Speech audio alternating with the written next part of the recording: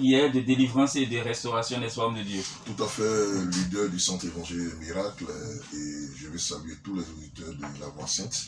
Et nous sommes là pour présenter ce merveilleux programme qui a lieu très bientôt, cette grande veille de prière, dans le but, n'est-ce pas, de faire du bien à tous ceux qui, n'est-ce pas, continuent de rechercher Dieu et ceux qui n'ont pas aussi le Seigneur, parce que c'est aussi une grande nécessité. C'est notre devoir, selon le ministère que nous avons, de permettre à cette bien-aimée d'être toujours en action avec Dieu, d'être toujours en contact avec le Seigneur, parce qu'on ne finira jamais de prier, on ne finira jamais d'adorer, on ne finira jamais de chercher le Seigneur, jusqu'à ce qu'un jour on soit enlevé.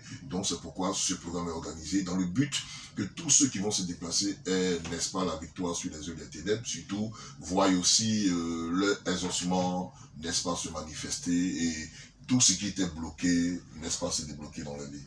D'accord. Alors, homme de Dieu, prophète Niazalé, le CEMI, le Centre Évangile des Miracles, organise régulièrement des veillées de prière, des veillées de délivrance, des veillées de restauration.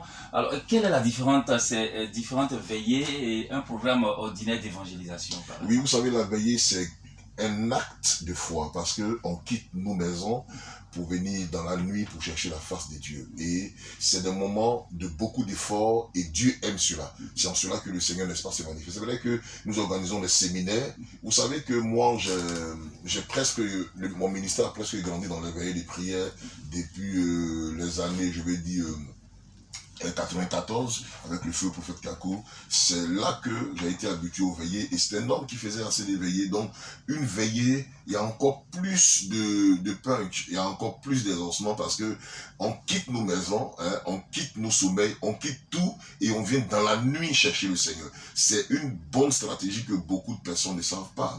Hein. La Bible déclare que Jésus passait toutes les nuits en prière. En quelque sorte, c'est un moment favorable, un moment merveilleux, un moment où on peut mieux s'approcher du Seigneur. Ça apporte aussi, n'est-ce pas, beaucoup de réveil spirituel, et ça nous éveille, parce que Jésus pouvait dire à ses disciples, lorsqu'il s'est retiré pour aller prier à la veille de sa crucifixion, il est revenu de la prière, il a vu ses disciples endormis, il a dit, vous n'avez même pas pu veiller une heure. Ça vous dit quoi? Quand on se prive de tout et que dans la nuit nous nous approchons du Seigneur, il y a quelque chose qui se passe. C'est pourquoi moi, chaque mois, il y a une veille de prière avec un thème où Dieu, n'est-ce pas, se manifeste, et on permet à plusieurs orateurs de passer, et surtout au peuple de Dieu d'être constamment dans la prière. Parlons justement de thème pour cette grande veillée de prière, de délivrance et de restauration. Le thème retenu, l'huile de Dieu sera sur ta tête et l'ennemi ne te surprendra pas. Elle serait donc de Psaume 89, versets 21 à 22. Oui, Psaume 89, le verset 21 à 22 a été pris, parlant de l'histoire de David. David qui est sorti de nulle part. Vous savez que David était un berger et il ne savait pas que la main de Dieu était étendue sur lui pour qu'il soit le futur roi d'Israël. Et lorsque ses frères ont été présentés et lui écartés, et Dieu a voulu qu'il vienne, et c'est là qu'il a été oint par le prophète Samuel. Depuis ce temps, la Bible déclare que quand l'huile est tombée sur la tête de David, il est devenu fort. Celui qui était affaibli lorsqu'il suivait les troupeaux de son père est devenu efficace. Et regardez un peu devant Goliath, pendant que tout le monde avait peur, pendant 40 jours, Goliath les effrayait. Ce jeune homme-là, en quelques minutes, a terrassé le géant Goliath et a même coupé sa tête. C'est pourquoi Psaume dit, j'ai trouvé David mon serviteur, je l'ai oint de l'huile fraîche, ma main le soutiendra et ses ennemis vont jamais le surprendre. Donc voilà un peu le slogan que nous avons fait sortir pour parler un peu du parcours de David. Pourquoi David est devenu efficace, pourquoi il est devenu un grand roi en son temps, et je vous assure qu'il n'a jamais perdu le combat devant ses adversaires. Pourquoi? C'est à cause de l'huile de Dieu sur sa tête. L'huile de Dieu, c'est le symbole de l'esprit sur la tête d'une personne. Quand l'huile, n'est-ce pas, est mise quelque part, c'est difficile d'enlever cette tache. L'huile met l'empreinte, l'huile pose des actes concrets. Donc l'huile, c'est le symbole de l'esprit. Quand l'huile de Dieu est sur notre tête, quand la grâce de Dieu démet sur notre tête, bien aimé, nos ennemis ne peuvent jamais nous surprendre. Vous savez que dans le secret, le diable essaye toujours stratégiquement de vouloir détruire. On ne sait même pas ceux qui nous veulent le mal. Il y a des jaloux, il y a des sorciers, il y a des gens qui veulent atteindre nos vies. Moi, j'avais un témoignage comme ça où un jeune disait que on est venu prier dans une maison et pendant qu'on a fini de prier, on dormait et il cherchait à nous atteindre. Mais lorsqu'il est venu, il voyait un grand feu autour de nous.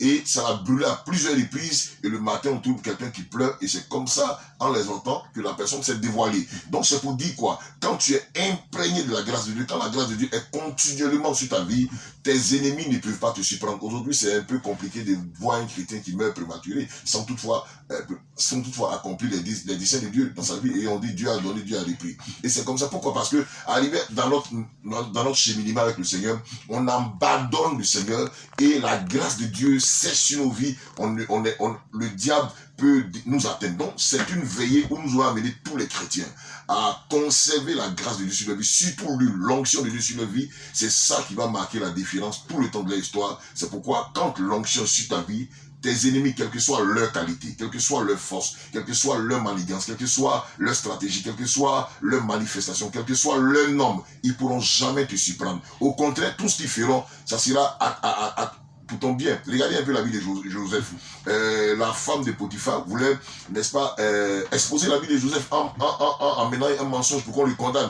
Mais la condamnation a amené Joseph à devenir le premier ministre en Égypte. Ça veut dire quoi? Ses ennemis qui pensaient le détruire, au contraire, c'est devenu une gloire. Donc, quand quelqu'un a la grâce de Dieu sur sa vie et que l'ennemi est en train de tendre un piège, même s'il botte un coup, ce coup-là se transforme en une gloire. C'est pourquoi nous voulons exhorter tous les bien-aimés qui nous entendent, qui m'écoutent ce matin, pour leur dire que c'est très important. Il ne faut jamais perdre la faveur, la grâce de Dieu, la main du Seigneur sur sa vie. Il faut toujours la conserver, et c'est pourquoi ce programme est organisé en cette année pour leur permettre de renouveler leur alliance avec le Seigneur, pour ceux qui ont la grâce de Dieu sur leur vie, pour leur permettre de continuer à avoir la grâce, et je vous assure que leurs ennemis seront toujours à terre, seront toujours sous leurs pieds. D'accord, homme de Dieu, il y a ces doctrines-là qui très souvent embrouillent les bien-aimés, les chrétiens. Jésus a dit à la croix, tout est accompli, il n'y a plus de délivrance à faire, et tout ça. Alors, cette doctrine trompeuse-là, homme de Dieu, qu'est-ce que vous pouvez dire ce matin à tous ces nombreux, ces milliers d'auditeurs qui nous écoutent, pour qu'ils puissent, on va dire, prendre la résolution véritablement de venir à ce genre de programme-là pour obtenir leur délivrance? Je leur donne une seule pensée. D'accord. Moïse est allé chercher le peuple d'Israël en Égypte, au Canaan. Tout à fait. Ils n'ont qu'à me dire s'ils n'ont pas combattu pour entrer à Canaan. Pourtant, Dieu a dit, je vous donne Canaan. Tout à fait. La seule raison dont Dieu a permis d'aller chercher le peuple, c'est pour leur dire que je vous donne la victoire. Maintenant, comptez sur moi et allez-y. Ce qui était difficile deviendra facile.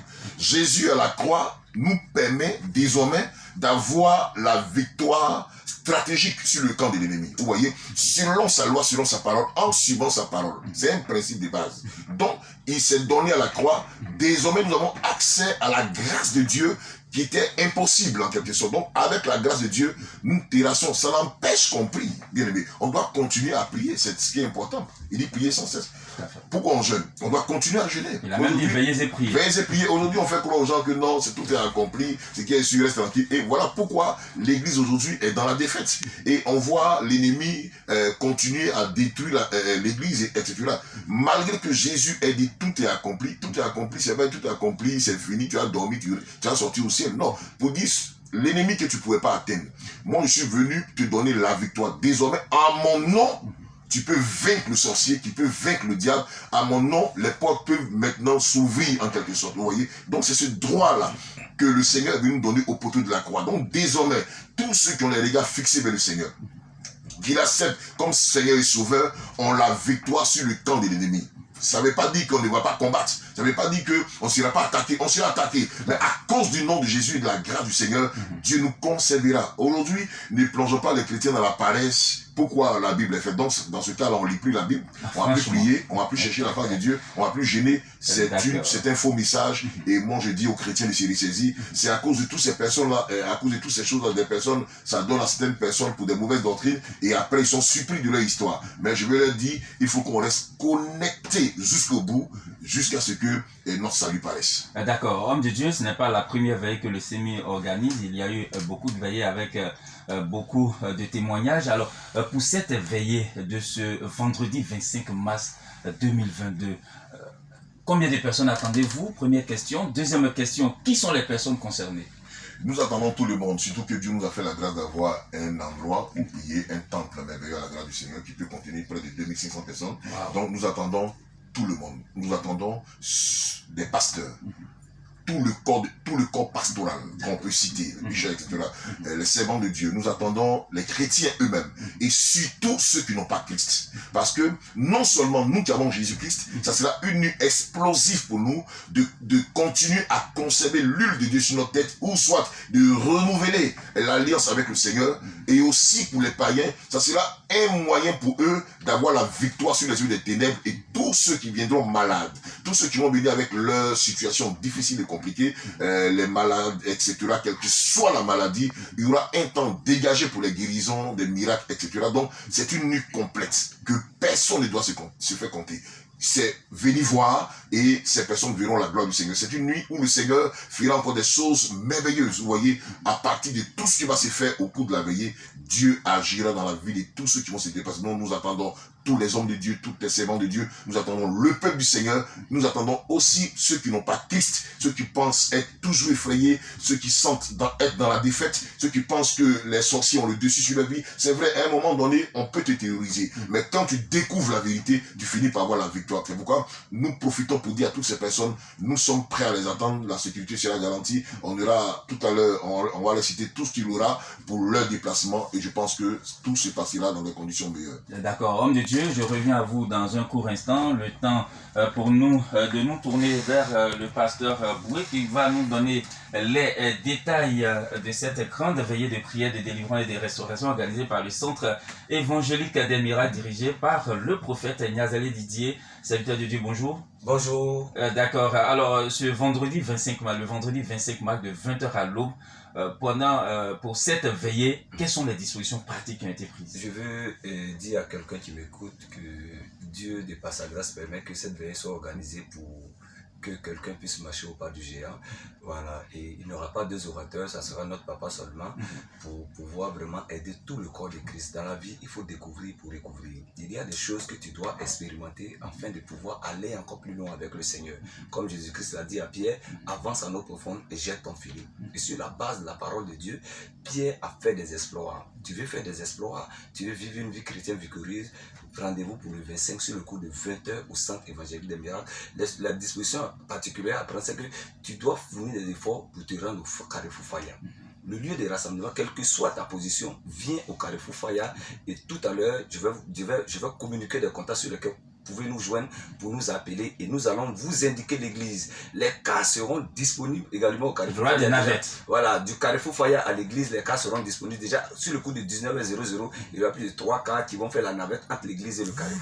D'accord, entre l'église et le Carrefour, il y aura donc des navettes qui seront là, des cars qui seront mis à la disposition de tous ceux qui vont faire le déplacement. Alors, pour ce qui est des contacts... Bon, pour nous joindre et surtout nous rejoindre,